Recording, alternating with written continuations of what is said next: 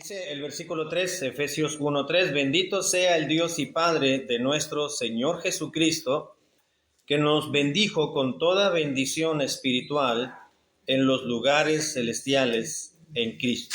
Hasta ahí, hermanos, vamos a orar.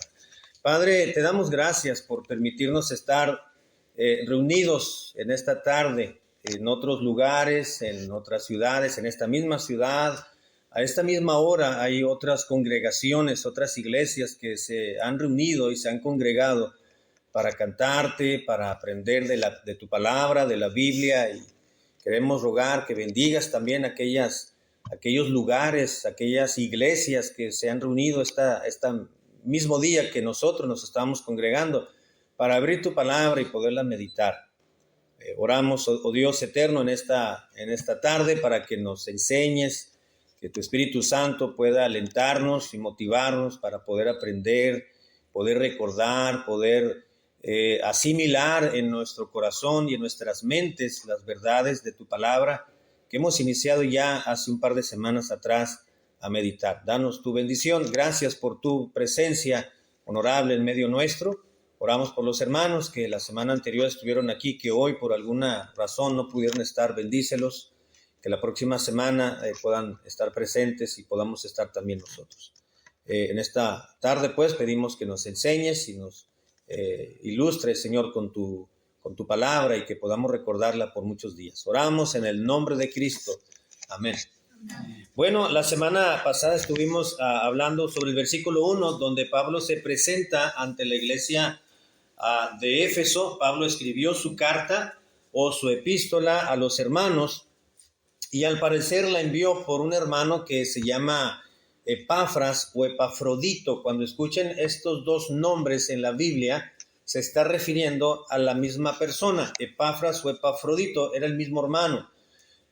Al parecer la carta fue enviada por este hermano, o al menos el hermano Epafrodito o el hermano Epafras siempre estaba al pendiente de las necesidades del hermano Pablo. Así que Pablo lo menciona en alguna carta, lo veremos más adelante. Pero Pablo se presenta al remitente de la carta y dice: Pablo, apóstol de Jesucristo. Ya mencionábamos en la semana anterior que el nombre Pablo procede del latín Paulo, que significa ¿qué cosa? ¿Mande? Pequeño, exactamente, significa pequeño. Así que presenta su nombre y luego presenta también, podemos decirlo, sus cartas credenciales, porque dice Pablo, apóstol de Jesucristo. Vimos también que el término apóstol es casi una transliteración de su palabra en original que escribió el hermano Pablo, que es el término apóstolos, que significa literalmente mensajero o un enviado. Así que el apóstol Pablo era un mensajero de Dios y al mismo tiempo fue un enviado. El Señor lo llamó y lo envió como un mensajero de él mismo. Pablo dijo: nosotros somos embajadores de Dios, ¿no? Así que un embajador es un representante de una determinada nacionalidad o determinado país. Pablo dijo: yo soy un enviado de Dios, yo estoy representando aquí, yo soy un delegado, un embajador del cielo aquí en la tierra, como un mensajero de Dios para poder predicar el mensaje del evangelio y obviamente pues para poder discipular a los hermanos. Dice apóstol de Jesucristo por la voluntad de Dios. Pablo está aclarando por si algún hermano, como había hermanos de la iglesia de Corinto, una iglesia griega también, les presenta y dice: yo no soy apóstol, yo no soy un mensajero de Dios, yo no soy un enviado de Dios, yo mismo no me elegí como apóstol, yo tampoco decidí ser un enviado de Dios. Sabemos, hermanos, que Pablo no pudo haber sido un enviado por sí mismo, es decir, que él mismo dijera: bueno, pues voy a dejar de perseguir a los hermanos porque pues ya me dieron lástima, ahora me voy a convertir en uno de ellos y pues voy a hacer el mal que hice, ahora pues se los voy a compensar predicando el evangelio. No, Pablo nunca le pasó eso por su mente, si no es que tuvo un encuentro personal con el Señor Jesucristo y él lo llamó lo salvó, lo capacitó y lo colocó en el ministerio. Y lo envió como un mensajero. Pablo, apóstol de Jesucristo. Habíamos mencionado ya que Pablo presenta y reafirma a los hermanos de Gálatas cuando les dice que yo soy apóstol. Les dijo Gálatas 1:1, Pablo, apóstol, dice, no de hombres ni por hombre, sino por Jesucristo. Yo soy un apóstol, un enviado de Dios, pero no me eligieron, no me nombraron los hombres, ni me llamaron los hombres. Sencillamente yo fui un electo, un elegido, un llamado directamente de Jesucristo. Soy un apóstol de Cristo. A diferencia, mencionábamos ya, a diferencia de el sustituto de Judas Iscariote. Recuerdan que la Biblia dice que el Señor escogió a 12 discípulos para que estuviesen con él. De los tantos discípulos que tuvo el Señor, escogió a 12 que los preparó y los envió. De ahí el término apóstol, los preparó para enviarlos, ¿no? Así que eran discípulos de él. De manera que entre ellos estaba uno que era hijo de perdición, dice la palabra de Dios, ¿no? Y cuando este se suicidó, se quitó la vida, entonces entendieron que en uno de los salmos estaba predicho o profetizado que otra persona, otro discípulo debía de tomar su oficio. Eso lo dijo Pedro en Hechos, capítulo 1, donde eligen. Dice en el capítulo 1, versículo 19, y fue notorio a todos los habitantes de Jerusalén, hablando del suicidio de Judas Iscariote, de tal manera que aquel campo se llama en su propia lengua Séldama, que quiere decir campo de sangre. Versículo 20, porque está escrito en el libro de los Salmos, sea desierta su habitación, hablando del lugar de Judas Iscariote, y no haya quien more en ella, y otro salmo dice, tome otro su oficio. Así que así interpretaron ese salmo los discípulos, de que estaba predicho de que debía de cubrirse, vamos a decirlo, esa vacante o esa plaza que quedó sin ningún titular, sin ningún nombre, ¿no? Y dijeron, bueno, es necesario, versículo 21, pues que de estos hombres que han estado juntos con nosotros todo el tiempo que el Señor estuvo, entraba y salía entre nosotros, comenzando desde el bautismo de Juan, dice, y señalaron a 2, ¿a cuáles 2? A José, llamado Barrabás, y a Matías, ¿no? Llamado Justo, perdón, y a Matías. Dice que oraron, echaron suertes y la suerte cayó sobre Matías. Mencionábamos ya la semana anterior que Matías fue el discípulo número 12, el que sustituyó a Judas. ¿Tuvo el llamado directamente de Cristo Matías? No.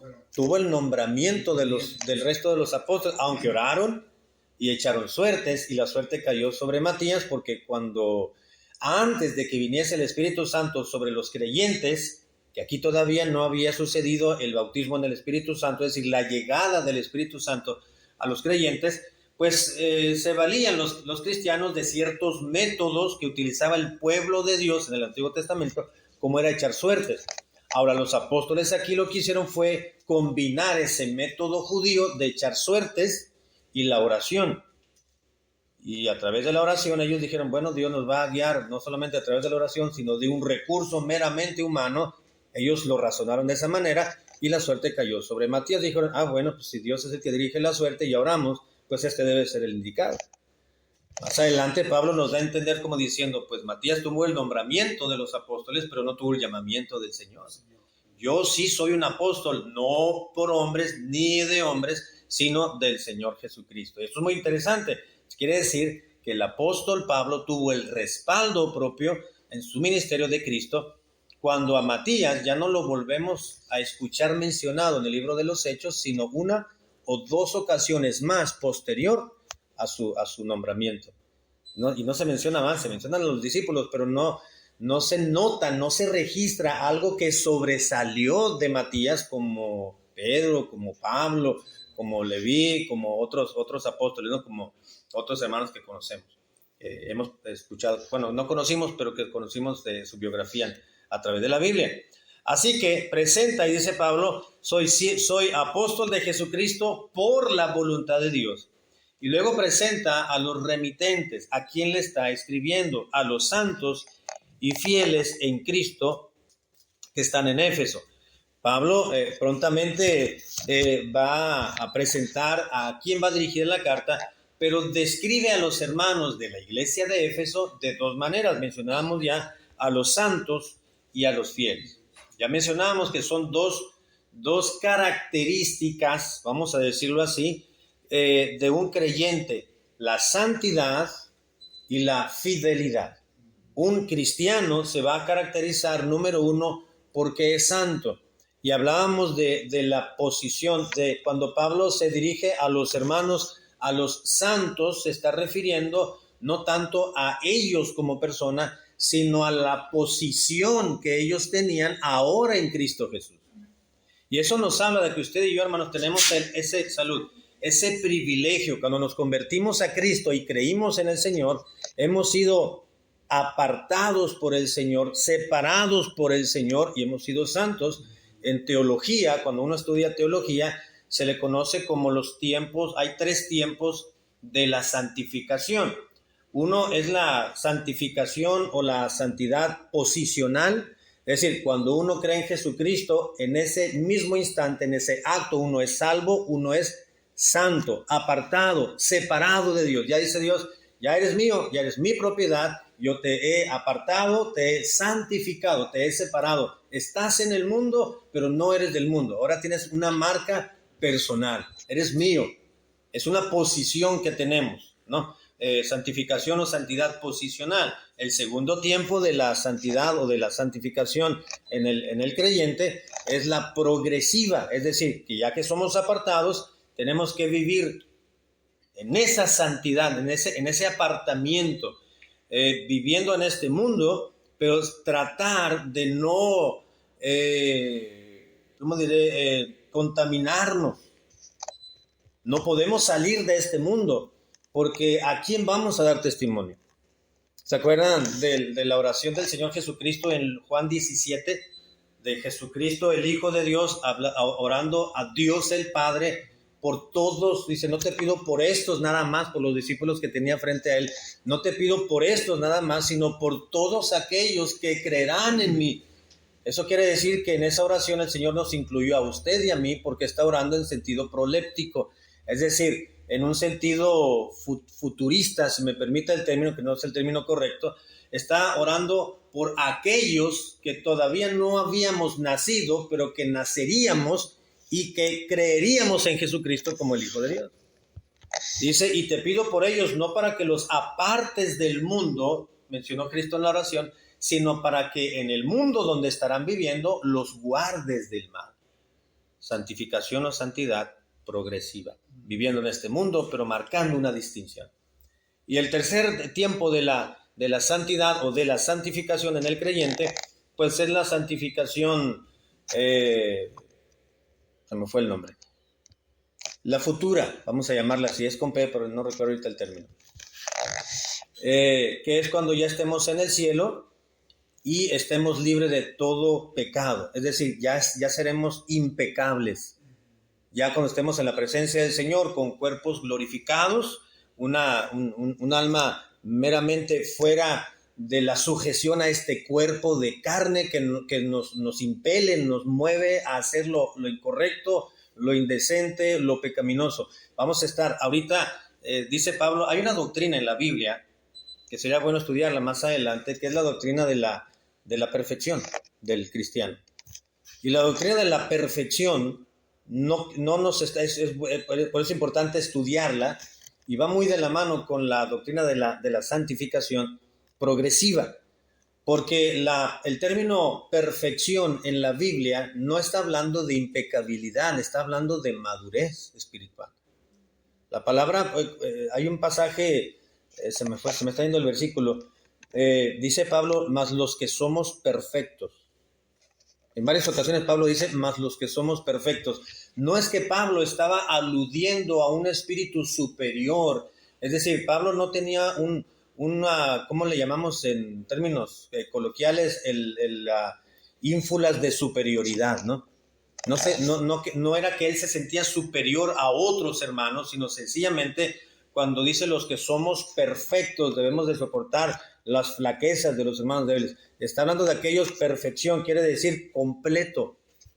Y lo completo está hablando de madurez en todos los ámbitos, principalmente en el ámbito espiritual. Porque cuando un creyente madura en lo espiritual, el eje que mueve toda nuestra vida, lo social, lo emocional, es movido por lo espiritual. Entonces, estamos hablando de ese tipo de perfección, de madurez, de un camino a la madurez. Pero la Biblia habla de ese tipo de santificación, los 3 tiempos de la santificación. Esto no lo vimos la semana pasada, solamente quise comentarlo para que lo tuvieran en su mente también. Y Pablo continúa diciendo a los santos y a los fieles también. Otra característica de un creyente es esta, y esta es la idea de la fidelidad en Cristo Jesús. Tiene una idea fundamental que Pablo está mencionando en este versículo, y es que los creyentes, los salvos, los hijos de Dios, son descritos de esta manera como los verdaderos cristianos, los fieles en Cristo Jesús. Gracias a Dios por los cristianos fieles, que permanecen fieles a pesar del tiempo, a pesar de las pruebas, a pesar de las dificultades, a pesar de las enfermedades. ¿Cómo ha padecido la iglesia aquí en este lugar? ¿Sí o no, hermano? Pero la fidelidad de los cristianos se ha mantenido por la gracia de Dios. ¿No es cierto? ¿Cuántos años tiene la iglesia aquí? ¿Mencionaban, hermano? 28 años. Más o menos, ¿verdad? Más de 27 años. Pero se ha sostenido, se ha mantenido por la fidelidad de algunos cristianos.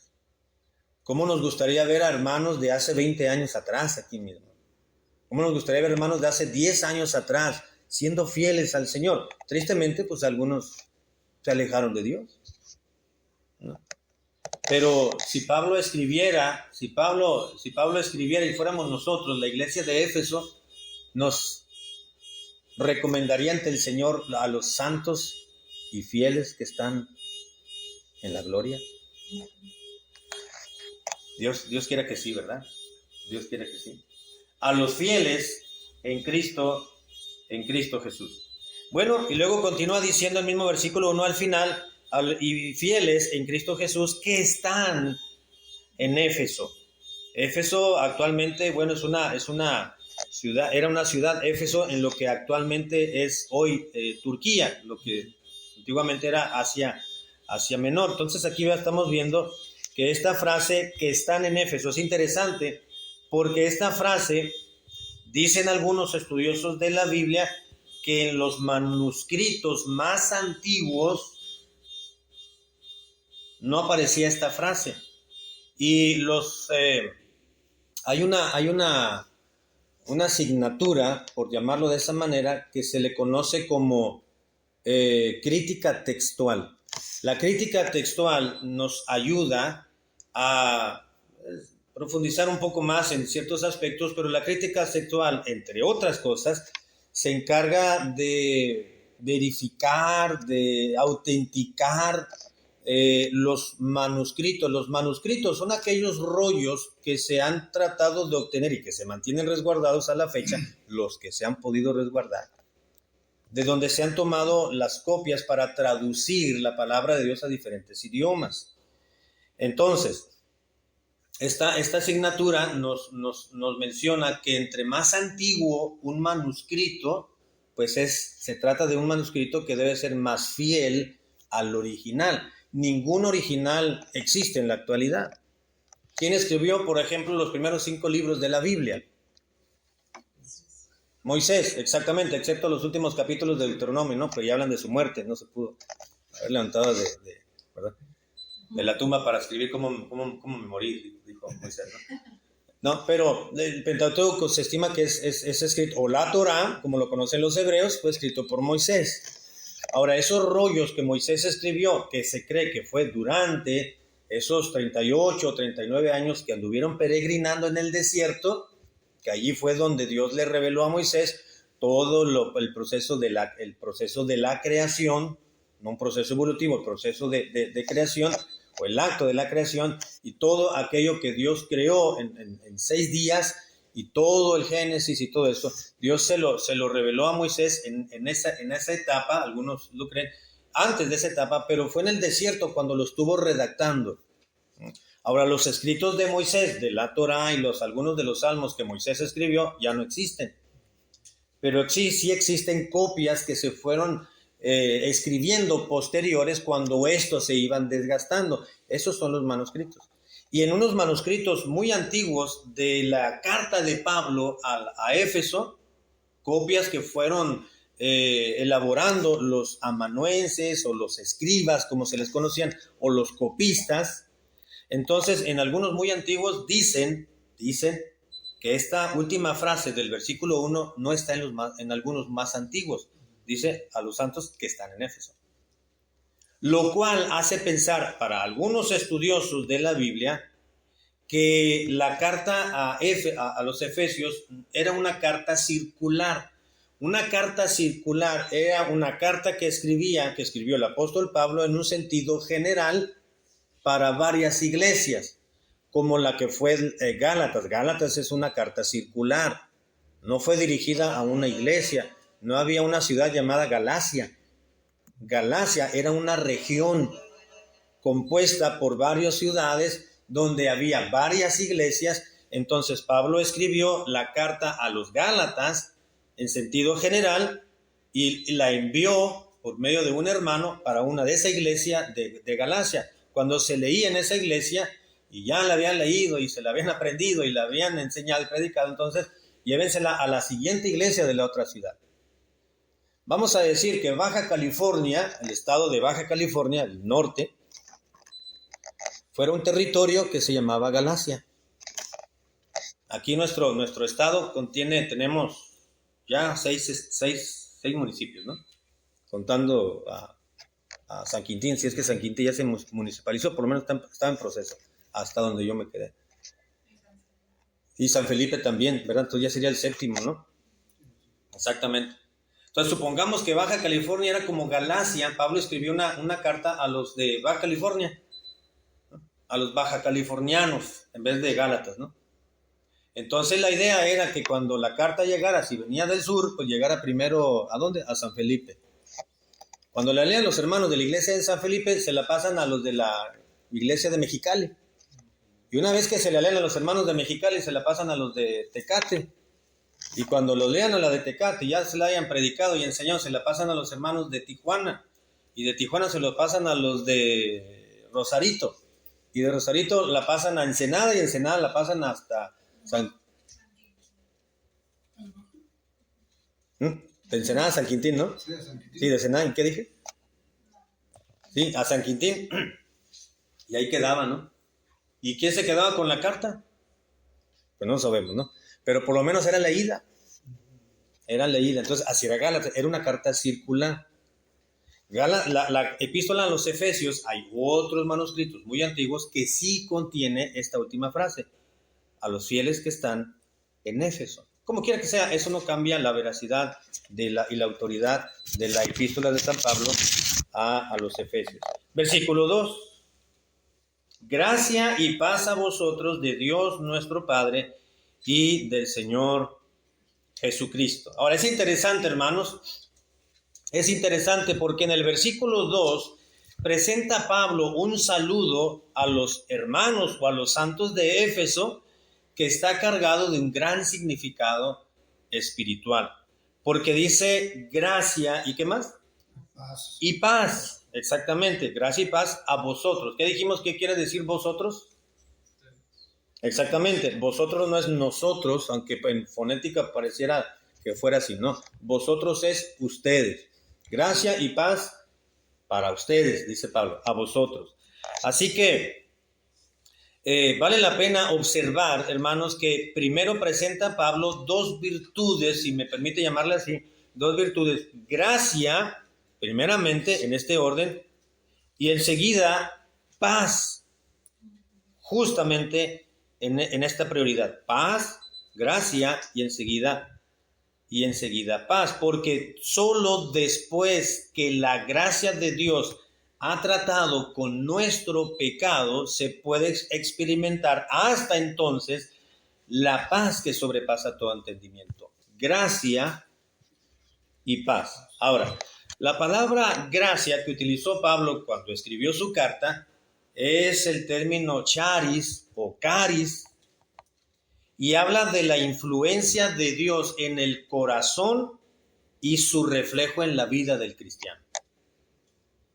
De donde viene caris o charis, ¿no? Los dones, los dones del Espíritu, los dones espirituales, los dones de gracia que dio Dios y ha dado Dios a su pueblo. Entonces, gracia es el término caris o charis, que habla justamente de esa influencia de Dios en una persona, en un creyente, pero que se refleja en la persona también.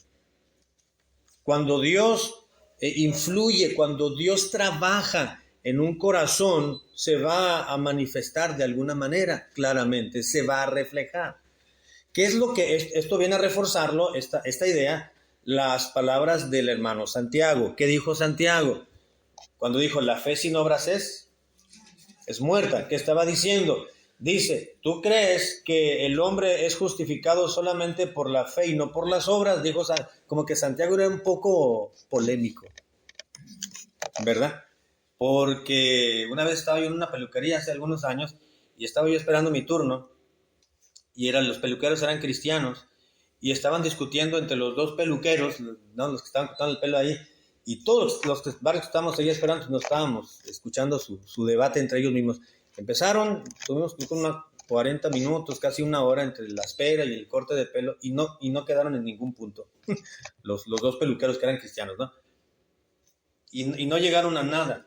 Porque uno decía, no, es que nada más somos salvos por fe. Y el otro decía, bueno, pero también puede ser salvo por obras, porque Santiago lo está diciendo. Y no llegaban a ningún punto. Pero lo que Santiago estaba explicando no era justamente eso, dividir la mente de una persona, sino que decía que el ser humano es justificado por la fe, y no exactamente la fe en Cristo cuando uno es salvo, pero si uno está en la fe de Cristo, lo va a manifestar a través de las obras, es decir, el comportamiento, el buen hacer. Entonces lo que Santiago dice, si tú dices que tienes fe, pero no lo manifiestas a través de tu actuar, de tu testimonio, de tu obrar, entonces la fe que tú tienes está muerta, porque la tienes que manifestar a través de las obras. Si alguno está en Cristo, es nueva creación, es decir, vas a tener obras, una vida distinta, el buen hacer, el buen proceder, debe ser eso, bueno. El árbol bueno, como el hombre bueno, del buen tesoro de su corazón saca buenas cosas, dijo Cristo, pero el hombre malo, del mal tesoro de su corazón, saca malas cosas. El hombre malo, si tiene su corazón lleno de maldad, de impiedad, lo va a manifestar con sus obras malas. Pero el hombre bueno, el que ya fue justificado en Cristo Jesús, lo va a manifestar con sus obras buenas, dice la palabra de Dios. Así que la gracia de Dios obrada en una persona la va a manifestar tarde o temprano. Tiene que manifestar, ¿no? Así que eso quiere decir el término gracia. Y el término paz, este es un término no griego, el término charis es en griego, el griego koiné, pero el término paz que utilizó Pablo no es un término griego, sino es un término en hebreo. Y el término en hebreo que utilizó Pablo es el término shalom. Shalom era el saludo de los judíos. Ellos empleaban esta palabra como un saludo, shalom. Incluso todavía en la actualidad algunos se saludan en Medio Oriente actualmente como shalom, ¿verdad? Que quiere decir paz. ¿Cómo se llaman? Los de la Iglesia Apostólica de la Fe en Cristo Jesús, ellos saludan algo así, ¿verdad? Paz de Cristo, dicen ellos, paz de Cristo. Si fueran hebreos dijeran shalom, ¿verdad? Entonces es un saludo muy cotidiano. Lo que hizo Pablo entonces, hermanos, aquí en este versículo 2, gracia y paz a vosotros, de Dios nuestro Padre y del Señor Jesucristo, es unir los términos griego, charis o caris, y el hebreo, shalom, para reflejar, vamos a decirlo así, un tipo de miniatura del Evangelio de Cristo. Es decir, lo que Cristo ha hecho cuando el Evangelio transforma a una persona, la gracia de Dios y la paz de Dios, ¿no? Gracia y paz expone el gran misterio oculto que menciona Pablo en la epístola a los Efesios. Vamos a verlo ya cuando nos corresponde entrar al capítulo 3, en algunas semanas más adelante, si Dios lo permite. Ese misterio oculto, pero que ahora se ha dado a conocer, dice Pablo en uno de esos versículos, que judíos y creyentes unidos en un solo cuerpo, la iglesia en Cristo Jesús. Es el misterio que ahora está revelado, es decir, la iglesia de Cristo.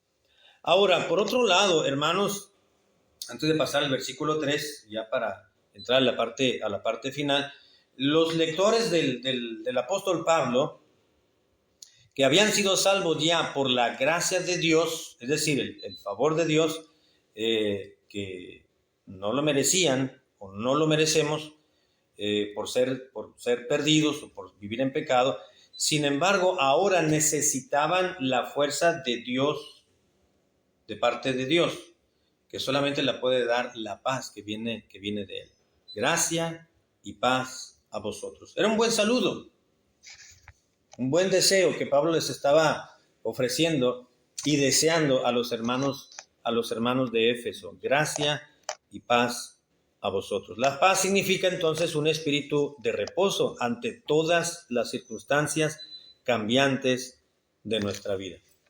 Los efesios, los hermanos de Éfeso, conformaban esta iglesia, habían experimentado la paz con Dios cuando se habían convertido a Cristo, pero de día en día necesitaban esa paz de Dios. ¿No es cierto que, por ejemplo, venimos a la iglesia y estamos con los hermanos, escuchamos la predicación, cantamos al Señor, tenemos un compañerismo muy diferente al compañerismo y al convivio que tenemos con los compañeros inconversos en todo el día? Escuchamos majaderías, escuchamos música intolerante a nuestro espíritu, escuchamos bobería y media en el taxi, en el camión, en todos lados. Pero venimos a un culto y el ambiente es distinto, ¿no es cierto, hermano?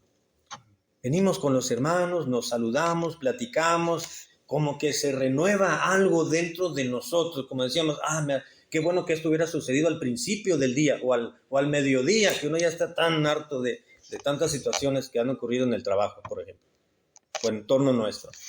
Y termina el día y venimos ya agotados por todo lo que hicimos, pero la paz de Dios nos vuelve a levantar. Gracia y paz. Hallamos en unas situaciones que nos agotan emocionalmente, pero cuando vamos al Señor en oración y vamos al Señor en la búsqueda sincera y constante y genuina, y le entregamos, Señor, ayúdame, quiero descansar esta noche, porque mañana viene un día difícil, pero basta cada día su propio afán. Pero quiero dormir, quiero descansar, quiero relajarme, no solamente el cuerpo, sino mi mente también. Y la paz de Dios, que sobrepasa todo entendimiento, guarda nuestros corazones en plena confianza en el Señor. ¿No es cierto eso, hermano? Pues esperamos que llegue el domingo para estar con los hermanos y salir de la cotidianidad de todos esos 5 o 6 días que estuvimos laborando, y vamos al templo y estamos en el servicio en la mañana o en la tarde o uno de los dos cultos, y todo transforma. La paz de Dios viene y nos abraza. Algo así les estaba deseando el apóstol Pablo a los hermanos, gracia en la cual ya estamos en este círculo, pero la paz de Dios a ustedes. Gracia y paz, dice, y del Señor Jesucristo, gracia y paz a vosotros, de Dios nuestro Padre y del Señor Jesucristo. Pablo declara que la doble bendición, es decir, gracia y paz, proceden de una misma fuente, y a su vez es una fuente de doble autoridad, de Dios nuestro Padre, y también la obtenemos del Señor Jesucristo. No se trata de dos fuentes separadas porque Cristo es Dios, sino de dos fuentes de autoridad que emanan la gracia y la paz. Solamente en Cristo podemos hallar la gracia que ya ha sido manifestada en nuestras vidas y la paz que necesitamos constantemente. Las enfermedades, las malas noticias, los malos tratos, el cansancio, la edad, las noticias, nosotros hemos dejado ver noticias ya porque se deprime uno más viendo las noticias, ¿no es cierto? ¿No? Y ahora todo anda bien inquieto y no sabe uno ni por qué, pues es que ya metió tanta cosa. Es bueno estarse actualizando un poquito de las situaciones que están ocurriendo en la ciudad, en el estado y en el país y en el mundo, pero para andarse deprimiendo, pues mejor, ¿para qué? Mejor acude uno a la paz del Señor, ¿no es cierto? ¿No? Y más tranquilos. Y no es que nos pasen por alto las situaciones, sencillamente necesita nuestra alma reposo. Nuestra alma necesita. Cuando Cristo vino, les dijo a los judíos, venid a mí todos los que estáis trabajados y cargados, y yo os haré descansar. El Señor Jesucristo le dijo, aquí estoy. Y les dijo al pueblo de Israel que estaban tan cargados y estaban tan cansados de estar soportando al imperio romano, por ejemplo. Y estaban tan cansados de la religión judía, del mismo judaísmo, que les imponían tantas cosas a los judíos, las leyes, la interpretación que hacían los rabinos de la propia ley.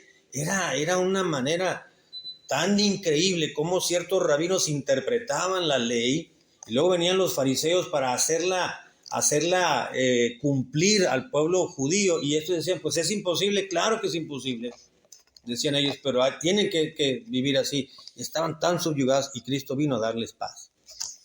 Venid a mí todos los que estáis trabajados y cargados, y yo os haré descansar, dijo el Señor.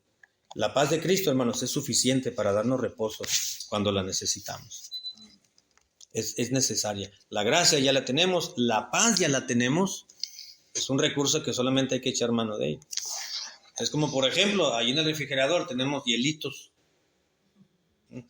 Allí los tenemos, ya tenemos la bolsa de hielo, ya pusimos el molde, le llenamos de agua y sabemos que hay hielito. Hace calor. ¡Ay, qué calor hace! Decimos. Nomás párate, sírvete el agua y pon unos hielitos y se te va a calmar un poquito y vas a disfrutar un tranquilo. ¡Ay, pero hace mucho calor! Ahí están, nomás abre el refrigerador y sírvelo, ¿no? La gracia ya la tenemos, la paz ya la tenemos con Dios, nada más que tenemos que echar mano de ella, nada más. Ay, Señor, dame. Es que no le tenemos que pedir a Dios algo que Él ya nos dio. ¿Verdad que no? Yo creo que es hasta ofensivo a Dios pedirle algo que Él ya nos otorgó, como es la paz y la tranquilidad en Cristo Jesús. Señor, dame paz, pues ya te la di, nada más apropiate de ellas, todo. Ahí está. Que Dios nos ayude, hermanos, que Dios nos ayude a poder hacer real y realidad en nuestras propias vidas lo que Dios ha prometido a su pueblo. El apóstol Pablo les recuerda en su introducción a su carta de que los hermanos son fieles, son santos y que hay algo que los caracterizaba como estas dos virtudes, pero que había otras dos acciones de parte de Dios de las cuales ellos ya eran los poseedores, la gracia de Dios y la paz de Dios. Lo mismo que nosotros tenemos también a nuestro alcance. Que Dios nos dé su ayuda y su reposo también para situaciones diversas que pudiésemos estar padeciendo. Pues vamos a orar, hermanos, para finalizar nuestro estudio de esta tarde.